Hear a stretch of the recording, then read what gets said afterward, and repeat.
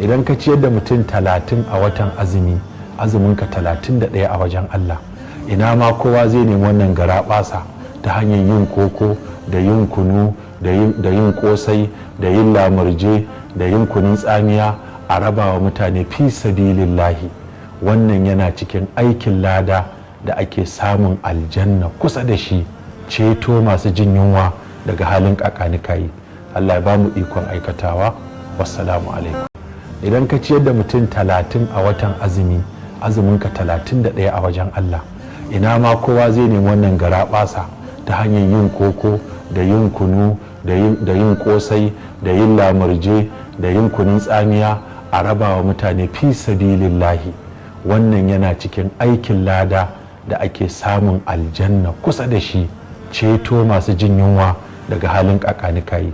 Allah ya ba mu ikon aikatawa. Wassalamu alaikum.